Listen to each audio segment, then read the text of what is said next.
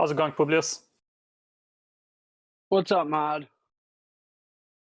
All is well here. How's everything with you? Another day at Peg-ish. Peg-ish, but pretty good. So, generally doing pretty good.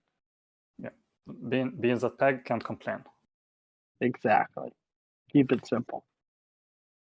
Okay, we can start with the first question that's from Backest, and this is a follow-up to a discussion from last class, and that has to do with, you floated the idea of, if there's a possibility of a healthy bean inflation. And I'm going to read Backest's question. So he says, last week you mentioned that there was probably some level of healthy bean inflation, where it wouldn't make sense for the protocol to incentivize converts above peg. The implication was that it might be a good idea to target a certain rate of inflation or silo yield. Is this something that could eventually become a parameter in the stock gauge system? So there's a couple things to be said here. The first is that it's unclear that, well, I think one thing that is clear is that inflating the bean supply in all cases is probably not optimal for peg maintenance. There's certainly going to be some instances where increasing the bean supply is not necessary or optimal for the system. However, there are certain instances where the seigniorage from beans can be put to good use. And perhaps it's as simple as derivatives existing on top of the silo where people can lock in their rate of return, where you start to get some of the same benefits. But there's certainly value in some guaranteed minimum yield from being in the silo. And have been thinking a lot about it. Don't really have anything articulate to say about it yet. But I guess the question that's on my mind, or on our mind, around this it's related, but I'm not exactly sure how. It's why is it that the federal government would prefer that we use dollars and not treasuries as the currency? Why not? I think it's related, right? And there's some aspect of the requirement to pay back dollars is suboptimal than just having people use the dollars themselves. So it's one of those, I think it's a good gig if you can get it, where if people will use the currency that isn't paying out any yield, then there's no reason to encourage people to use a yield-bearing version of the currency. But that doesn't really get at the issue that we were talking about last class around the fact that there is the potential to facilitate additional business that creates more demand for beans than were minted to facilitate that business, whereby that minting is positive. And perhaps, again, circling back to what we're saying today, perhaps that's as simple as a rate swap where you have fixed yields for holding silo positions built on top of Beanstalk, or perhaps there's something that can be more sophisticated done here. But don't think I have too much I'm able to articulate at this point on this matter. Okay, I understand that there are a lot of thoughts here, and I wanted to discuss maybe a few points just for the sake of discussion. The first one is starting with the idea that, a comparison between the yield and the silo, and let's say what's given, in the US dollar in traditional finance. Do you see a resemblance between the two where they have to follow each other? Is it, or are these two, even though being pegged to the dollar, it is a separate currency or a different currency? So it's okay for, the silo to have a different yield than the US dollar, and it's also okay for sometimes the US dollar to have a yield that's higher than than bean itself. even though that they're both pegged. So just because both are equal each other, it doesn't mean that they're both functioning the same way and they're both, used or utilized in the same manner. So I feel like you're asking two questions almost. The first one, which is a little bit simpler, which is it okay for the silo yield to be different than, let's call it, the risk-free rate on dollars, just because beans are pegged to dollars? I think from a competition perspective, it's hard to, assuming that dollars were permissionless on chain, it's hard to imagine people preferring beans pegged to dollars over dollars. But right now, there aren't dollars on chain. Now, so therefore, do you need the silo yield to compete? Not necessarily, because there aren't dollars on chain, but at some point you may get there. And at that point, that goes into the more sophisticated question I think you're asking, which is how to think about beans or Beanstalk, and whether to compare the silo to treasuries. I think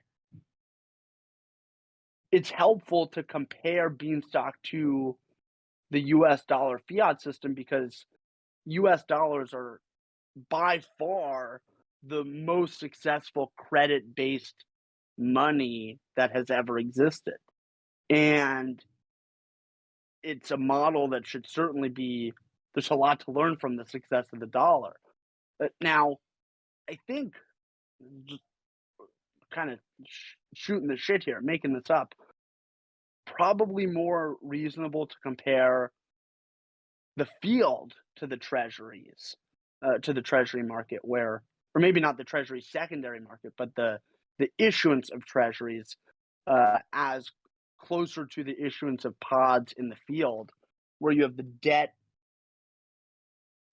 of the currency issuer being minted, and then there's a healthy secondary market for treasuries, which in practice, then the dollars themselves are used to affect the treasury market, which is where things get pretty circular and cyclical and hard to piece out separately. But in Beanstalk's case, things are currently a lot simpler, where there is no ability for Beanstalk to buy pods on the secondary market, if that makes sense. Now, perhaps, I mean, just talking out loud, as I'm talking here, maybe it makes sense if any pods are at the back of the pod line and listed below the current temperature, it may make sense for Beanstalk to try to buy those when beans are sown. Instead of burning those beans, it may make sense for Beanstalk to buy pods at anywhere in the line that are cheaper than the pods it just issued, and burn those pods. So instead of burning beans, it's burning pods. That would be an interesting, sorry to get so sidetracked, but that would be an interesting thing to think about from a capital efficiency perspective when it comes to debt issuance. But to get back to, I mean, the nonsense we were talking about before around comparing Beanstalk to the dollar system and trying to draw some analogy there, not to call it nonsense per se, but that I think I'm making much sense here.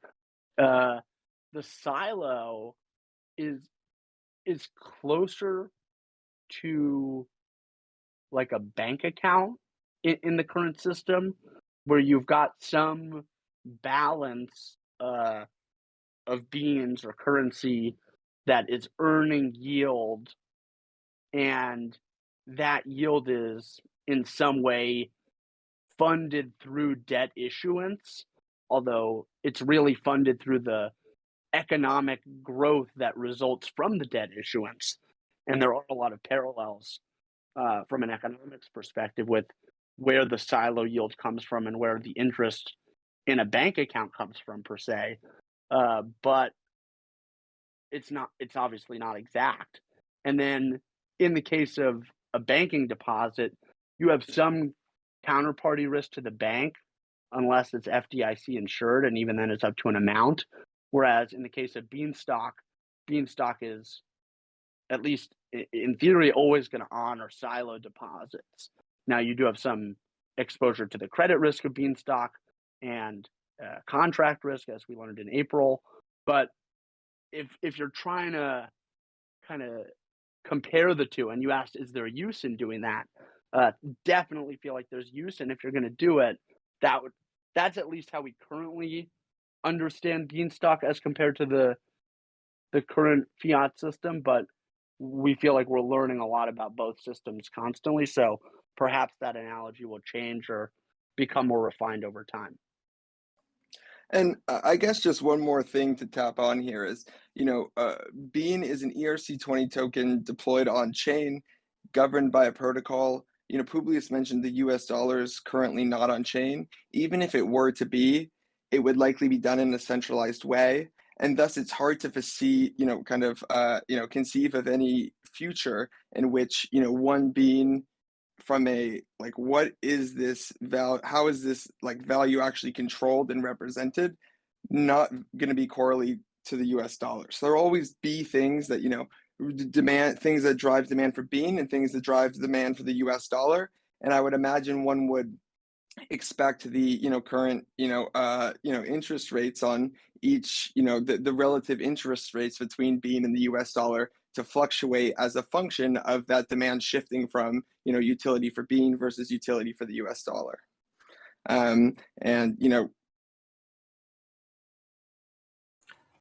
Yeah, I think this is a great point, Publius, which is even if we have, let's say, the US dollar exists on chain, again, they would be different economies and they may perform differently.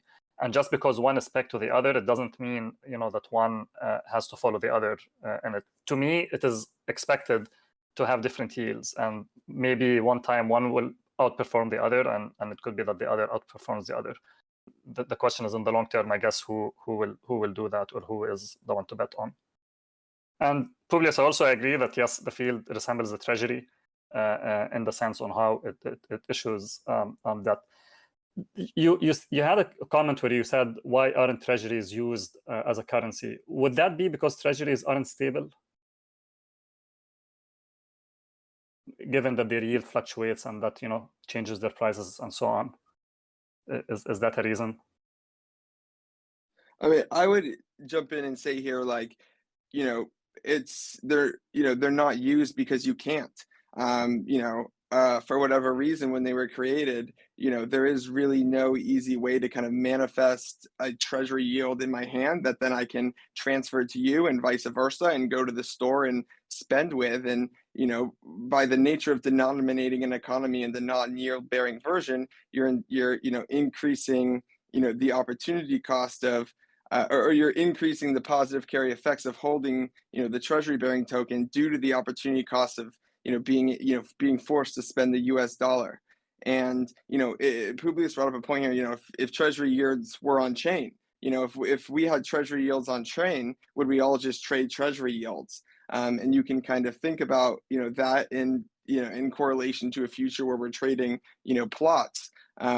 If treasury yields are as fungible and liquid and tradable as dollars, would people use dollars? And it's kind of to the point where it's a good gig if you can get it, because we're able to, because the government, because we can't trade in treasury yields, we're forced to trade in the US dollar.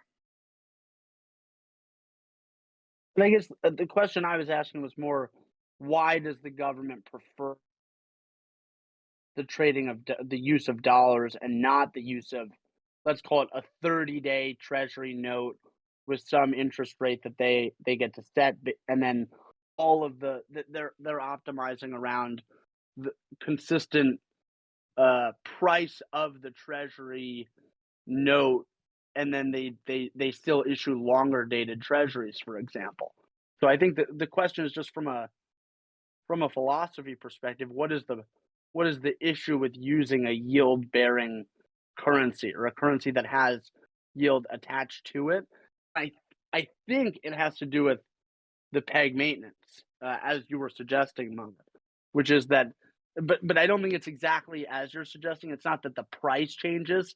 I think it's that if there's an excess of demand for notes for a period of time, and then you're going to have a significant decrease in demand for the short dated notes because everyone's using them, and now there's a decrease in real economic activity.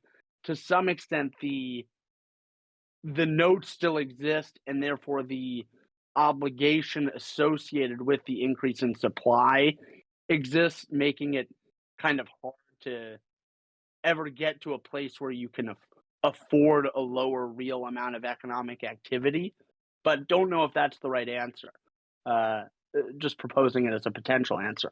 And in the case of Beanstalk, because this is one of the main advantages that Beanstalk has over the fungible node system, is that both the silo and the field, and I guess the barn as well, doesn't have any promise to mint in any case whatsoever. There's no need to mint, such that if the price is too low, there's never going to be any additional supply minted. Whereas if you're in a high inflationary environment and now you have everyone's using notes that pay a continuous guaranteed yield, or using beans in the silo have a guaranteed minimum yield, and the price is decreasing, whether it's because of a decrease in real economic activity or just your everyday DPEG.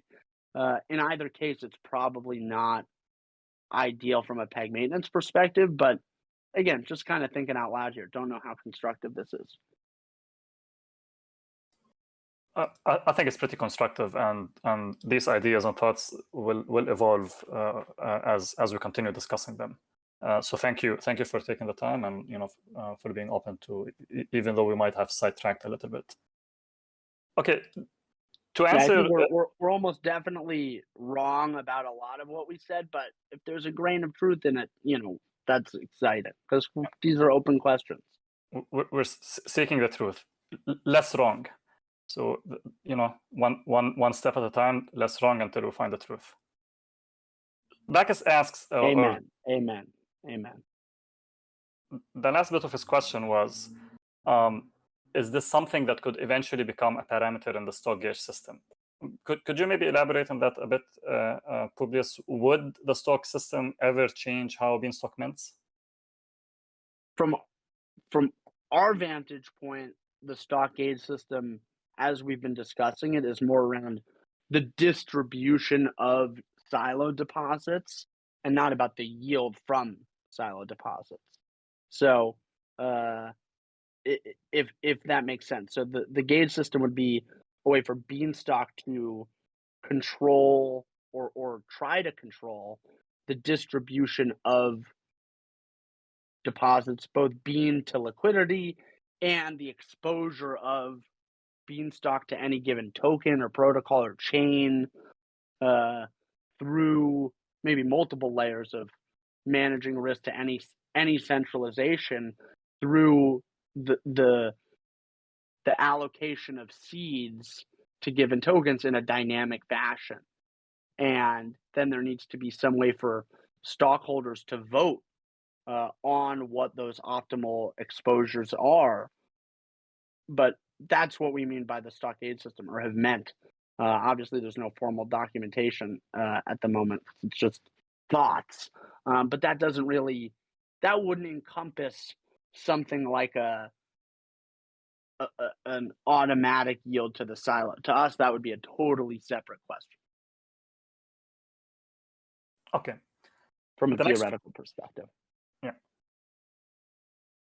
The next question comes from Breen, and he asks, in addition or alternatively to adjusting seed rewards for unripe assets, what are your thoughts on restricting converts above peg on unripe assets? Whether disabling convert until bean has DPEG significantly upward, let's say above 1.01, or restricting it altogether? Well, it's a loaded question, Breen. I think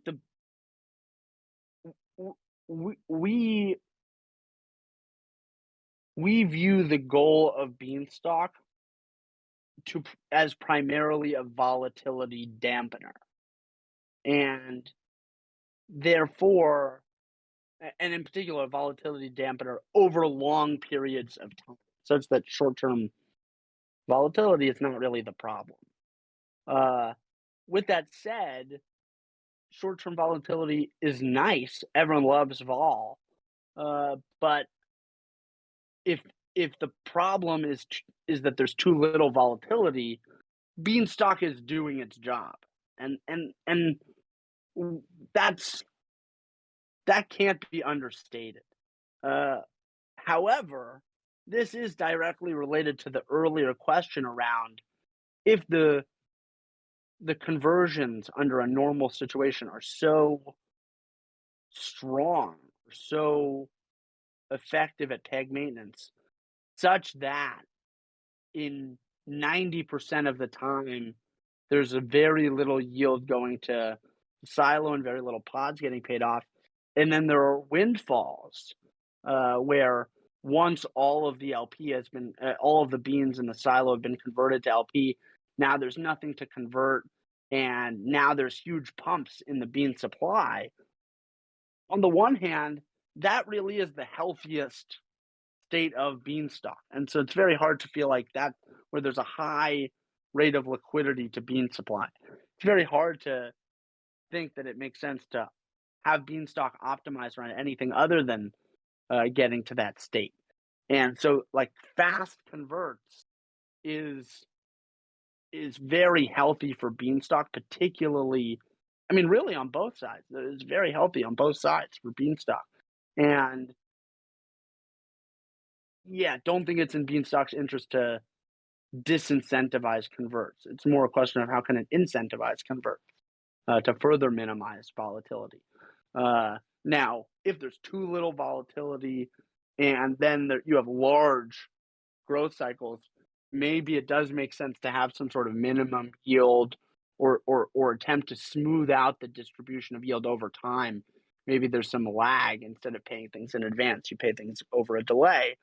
But again, you don't really want to be minting beans after the fact at a time where now the price is too low. So there's a reason why Beanstalk really is just optimizing for the present or current data, over optimizing over the long term based on just its present state might be the best way to say it. So maybe the only caveat would be Breen's specific question was around unripe assets, and I think there's a decent theoretical argument to be made that because unripe assets are old or pre the current bean supply, that it's not allowing there to be real or true or honest, and I said all that with quotes, price discovery around beans. And don't know how much validity there is to that argument, but it's reasonable enough to make, and that would really be the only way, I think, to get to a point where that makes sense as a change to make to Beanstalk. But yeah, probably not a fan. I guess it goes back to, beans pegged can't complain, so peg will always be a priority over yield. Next question is from Harry Smith. He asks, when wells? Just in case you have an update, Publius. This is like the traditional question, or the weekly question. Yeah, we love a when wells. On this end, don't have much to say, although maybe we got Publius up here before. Maybe we can get them up again to give a more technical update if Harry's interested. But don't have anything to say on this end. From a timeline perspective, nothing has changed, but getting excited on this end about what can be done with them. So yeah, Harry's interested in the technical update. So not sure, Publius, you're still around a mic, but I think it'd be nice to have you come up here if possible. We'll give it a minute, see if Publius come up. But I guess the next comment from Harry was, that Publius sounds tired. So I guess this calls for time for a bean retreat. How about that? Is it time for a retreat? Okay. So just for reference, I'm here with Publius, and he's struggling with the Discord. So give them a second, and they'll figure out how to hop up here. Apologies. Okay, let's give it a minute before we take the next question. In the meantime, do we have another? Oh, here they are. Yeah, I mean, not too much of an update. We got the, pretty much, it's the, the big item of topic now. There's a lot of different things, that need to be done to get the wells to the state we want them to be, where we have sufficient generalization to the point where, the oracles are in a good place to go. Everything's in a good place to go.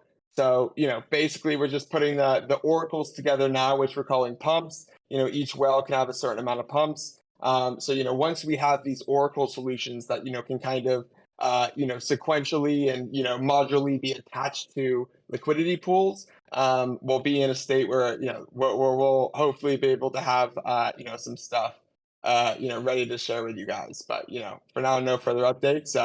Appreciate you guys asking and making sure we're always working as hard as we can. Yeah, I mean, I feel like maybe it would be helpful to talk a little bit about the architecture as it's currently being designed, where people, and feel free to chime in if you'd like, Publius, but the wells themselves are going to support pumps, and pumps can be deployed permissionlessly, although the hope is to have a series of pumps that are audited and supported. And then when wells are deployed, and wells can be deployed permissionlessly, at the time of deployment, the pumps for the well are selected, and it's all permissionless. And the point is that the pumps require data to be stored on chain, and in order to maximize the efficiency, it's important that each well has its own custom set of pumps, such that the necessary data is being tracked, but no more and no less. And so the hope is to have a fully permissionless, very composable system of wells and pumps that combined allow for the permissionless deployment of markets and the reading of prices from those markets. That's how it's currently being architected and worked on, and I think that might be a helpful additional piece of color there. I think to some, this may be a new introduction about pumps. Austin asks, what are some example pumps that would be audited upfront and added to the AMM? Maybe briefly, Publius, say again, what is a pump and like what's the use of it? So I think it might be helpful to get Publius up here, because they've been doing a lot of work on the different types of pumps and whether it makes sense to support SMAs or EMAs, and what are from a manipulation resistant perspective, what are really the data points that matter. But a pump is, from an abstract perspective, it's the data that is being stored within the well that effectively creates a price feed, or can be used to create a price feed. So the question is, what is the data that needs to get stored in order to derive a reliable price or prices from this well? And the pump is the specification for each well. Awesome. So, it all boils back to, the Oracle problem. When you deposit an asset, let's say in the silo, let's say you take some Bean3 curve and put it in the silo. Beanstalk has to evaluate what is the value in beans of that token, of the amount of tokens when you deposit it, so it knows how many stock to give you and how many seeds to give you. And what essentially this is we need to calculate in some way, some amount of Bean3 curve in beans. Now, as we're all familiar with, there are multiple ways to do, oracles. You can have on-chain oracles, and you can have off-chain oracles. We've always been big proponents of on-chain oracles, just because any sort of off-chain computation introduces new potential security risk points, and you're only as strong as your weakest link. If we're using a off-chain solution that takes some ring signature of, let's say, 11 validators, the Beanstalk protocol is only secure as those 11 validators. So we generally try to strive for on-chain solutions. Recently we've seen, or at least within the past few months alone, we've learned a lot about oracles, collectively, as the Beanstalk community. And, we've come to learn, we can't use instantaneous oracles. We need flash loan resistance. With the merge came multi-block MEV. Now we can't really use last block oracles because someone has the potential to manipulate the balance within the wells for longer than a block, say. So it ultimately comes down to the question of, what on-chain oracle can we use? And, we want to take kind of a generalized approach to this, where we can then basically create the best oracle we can conceive, such that we can continually iterate as, problems or potential better oracles come up. So so to start, we abstract the pumps away such that each well can have end pumps. And then real simply, a pump is it's a statistical value on chain that, will get updated every time someone interacts with the pool and the balance changes. And, thus, can be, I guess, when it comes to examples of pumps, we all know the SMA, kind of, let's take the average over the last hour, like a TWAP style. We could use an EMA where we use an exponentially weighted average. We could use a geometric mean or an arithmetic mean, and even then when it comes back to, let's say we're using an SMA with a geometric mean, what is the look back we want to be able to have on the BDV function? Do we want an hour? Do we want a day? Do we want, 6 hours, etc.?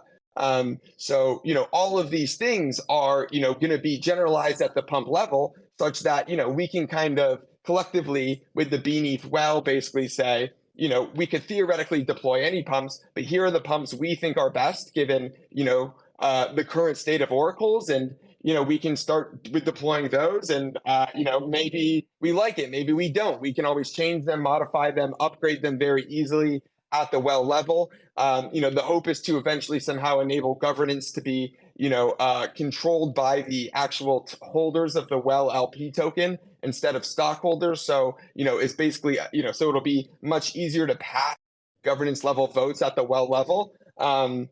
So overall, there's a lot that really, there's a lot, of experimentation left, I guess, to be done with on-chain, oracles. And the idea is to create an architecture such that we can, deploy as many and as, different ones as we want, while also being able to, experiment ourselves. Hopefully that answers things.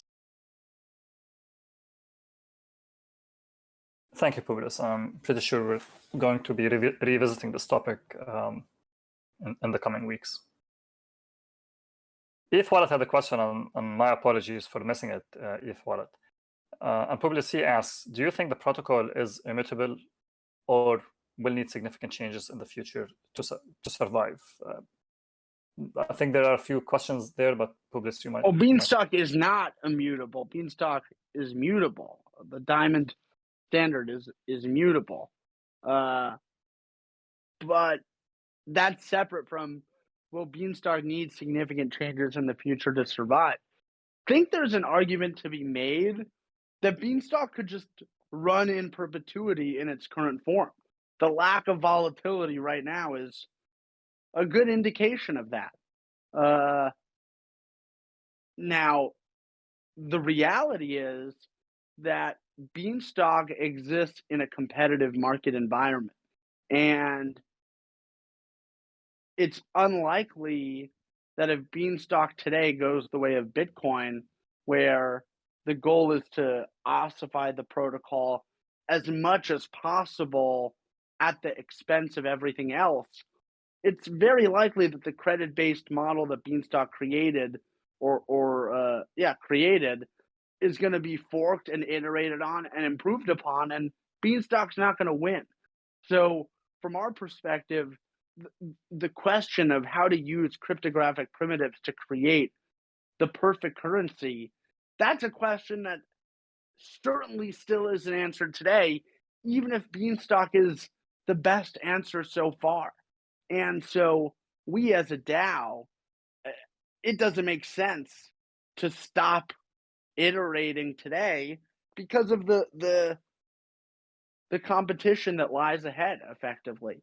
So it's not about can Beanstalk stay the way it is. It can, but it's unlikely to become the support or the base layer of the whole crypto economy that I think we're all very excited about. So that it's a question of what are the priorities, and the priority at least to us, and this isn't the DAO. The DAO has to decide.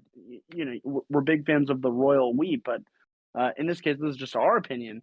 In our opinion, it's foolish to stop working on improvements. And if the DAO at some point stopped changing Beanstalk, it wouldn't stop us from thinking about how to improve it and working on improvements. We're interested in the question around creating that perfect money, and also really interested in building awesome tech. And a lot of the thing that I think is so exciting about Beanstalk, or we think is so exciting about Beanstalk today, is that it's attracted a ton of curious, entrepreneurial, thoughtful builders that are coming to Beanstalk with their ideas, and there's a lot of positive sum synthesis happening around that.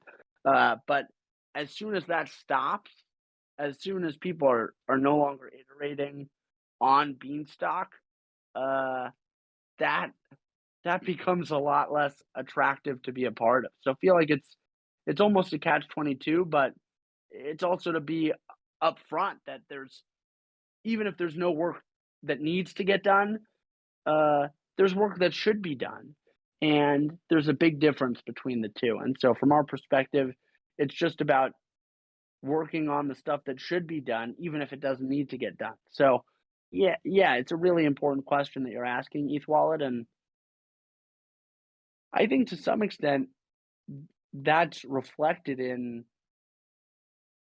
kind of how all of this works, right? Where there's the DAO, and the DAO can approve any changes to Beanstalk. There's Beanstalk Farms, which is working on changes to Beanstalk. There's Root that's working on changes to Beanstalk. And then there's us, and we're also working on changes to Beanstalk, and we're trying to help Beanstalk Farms. We're working in coordination with Beanstalk Farms. We're trying to help Root. We're working with them. We're trying to help other third-party developers that are starting to work on Beanstalk as well. So there's certain things that we're very excited about, problems that are, to be frank, very scary problems, right? What is the underlying cause of all of the hacks in DeFi, or the vast majority? Well, the vast majority are Oracle issues. So there's something to be said for, maybe it's foolish to spend our time thinking about and working on a solution to the Oracle problem, but that's fun for us. So maybe it doesn't need to happen. Beanstalk will probably succeed in its, maybe probably is the wrong goal, but probably is maybe the wrong word. But Beanstalk is certainly able to. It's certainly possible that Beanstalk will be able to create peg maintenance in its current state for a very long time. But it's less clear that Beanstalk will be able to be the thing that I think we all want it to be in the face of competition with itself, if that makes sense. So it's a fabulous question.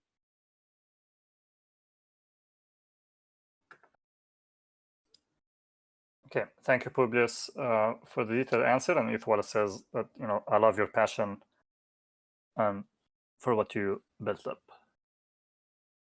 Okay, we're at the end of the questions of the town hall chat. Let's give it a minute or two and see if other folks have any questions on. You ignored the question from Publius, Mod. That's not very nice of you.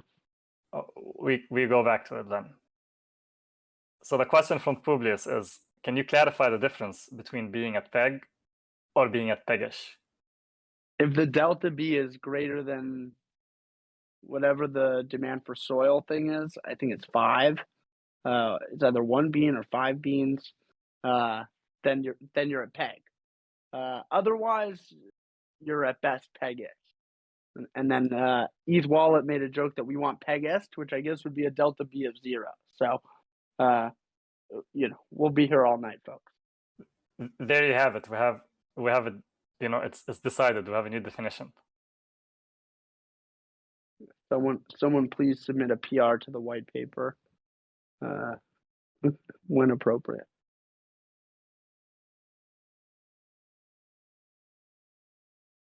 Okay, I'll give it a minute, see if others have questions again about anything that we've discussed or something that we haven't. Okay, Publius, I have a question of mine, and it's a bit, philosophical, so that there is no answer to it. And we can maybe end the class with our favorite kind of question, Bob. All right. What do you think is the purpose of Beanstalk? It's a lot easier to answer a question with no answer. If there's no Fair. right answer, giving it a go. Okay. Go. I didn't mean to cut you off. Not at all. What do you think is the objective or the purpose of Beanstalk? Is it purely to maintain peg, let's say, or to look after bean, or would the DAO venture into other, let's say, purposes or things? I'm going to say something that may sound silly, but just to use it as an extreme example. Is it okay for the DAO to think on like, hey, we have this liquidity, let's take some of it and do some yield farming with it, and expand that to any other thing that the DAO may do? Or the thinking will be is that whatever it is that Beanstalk does, it is solely to protect the price of bean or to maintain the price of bean, let's say. So this is a great question. There's something to be said for what Beanstalk aims to be or is presented as, and what it is in practice. In practice, the DAO can do whatever it wants. And as we learned in April, if the DAO is compromised in any way, then all bets are off. And the integrity of whatever Beanstalk was attempting to be is compromised. So there's a question of, in practice, what happens is really dependent on the will of the DAO. Now, if we assume the security of the DAO, don't think it's unreasonable to make it a goal, and maybe the DAO should publish at some point these stated goals. If the white paper isn't strong enough, maybe it's worth having principles that are stated around financial freedom and censorship resistance. Although censorship resistance is certainly mentioned in the white paper, maybe it makes sense for the DAO to ratify certain policies that no wallet will have their assets removed or lend out without their doing so, or lots of variations of that around ownership. But feel like in general, the fact that everything is defined through smart contracts makes it such that it's not necessary. And in practice, as long as there's a sufficiently clear and truthful piece of technical documentation or written documentation that lays everything out, think that there's less ambiguity. And even in the case of the attack that happened in April, what ultimately was exploited was written about in the white paper very clearly. And so it is a question of making sure that things are everyone is on the same page about what are the standards that the DAO and Beanstalk thereby is going to abide by. Now, if you ask us what is the purpose of Beanstalk, it's to create the best money ever, and to be the issuer of new money that is better than any money that has ever existed. Money is censorship resistant sort of by nature when it comes to utility. It's very hard to have a money that isn't censorship resistant. And so to some extent, the DAO doesn't even need to ratify those principles. If the DAO goes against that, there's certainly going to be a bean fork that very quickly is optimized around censorship resistance. So there's no right answer here, but I feel like at the end of the day, the economics of the situation have to dictate what the principles really are. And even if we as a DAO or we as individuals have specific goals, these are really all economic questions. And there's a reason why right now people are still using dollars across the globe, despite the recent censorship of Russian nationals holding dollars in Russian bank accounts. But I read an interesting thesis last week that one of the major reasons for the outflows in capital from Britain and the ensuing financial troubles that they've been having is a result of the loss of London and England in general as a safe haven for foreign wealth as a result of the decision to censor and confiscate the wealth of Russians. And the result is that lots of foreign money has now moved away from England and London. So these are economics issues fundamentally. And if the goal of Beanstalk is to create the best money, then you're really just trying to answer an economics question on, well, what does utility look like? And there is probably some scenario where there's some activity that you'd, in a perfect world, like to point your finger and say, that activity, probably best not to allow that activity in this economy. And maybe there's a system that ultimately gets implemented in Beanstalk to either penalize or minimize certain activity. But at the end of the day, it's all economic activity. If the technology is credibly neutral, it's very hard to do that in a neutral fashion. So the purpose of Beanstalk is to create good money, and no one wants money that can be rugged out from under them. So that applies in a lot of different ways, but I feel like that's really the goal. I think the censorship resistance bit takes us or reminds us back with the Tornado Cash sanctions, and then where the thinking is, if you introduce some sort of censorship resistance again, that causes friction. It's best to solve these things without adding friction, to the economics or to the economy in itself. In my opinion, of course. If Wallet asks, what do you think about the controversy concerning the centralization of ETH network with large institutional validators, who are some of them, linked maybe to governments, or they're centralized in general? Do you think there's any risk being on the Ethereum blockchain?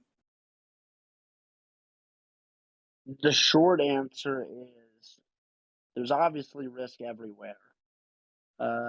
It's very clear that Ethereum is optimizing around decentralization first, but currently the economics are such that the in practice organization is tending towards centralization. But I think it's really important to note that in an adversarial environment where those economics change, ETH is far and away the most it's able to support the most decentralized infrastructure or validators or support, however you want to think about it. And therefore, if the economics change significantly, you'd probably expect in a relatively efficient market for very quickly the organization and the level of centralization around the validators and staking to you'd expect the decentralization to improve tremendously in an adversarial environment. And then at that point, the driving factor, which again, it's all economics first, but once the situation dictates that it's not in the interest of individual participants to cut corners around decentralization, you'd expect the real limiting factor for each network to be its technical capabilities. And Ethereum, as we started the answer to this question with, is far and away, at least of the L1s that are currently in production and are usable, it's far and away the one that supports the most decentralization. So I think it's more an issue of economics incentives in a non-adversarial environment than it is a question of, in an adversarial environment, how it would work. Okay. We're at the end of the town hall questions. Maybe we can end it with a last comment from Asfi, who says, the purpose of Beanstalk is to make Seigniorage great again. Thank you, everyone, for joining us in today's class. And thank you, Publius, as always, for answering and taking the time to answer questions.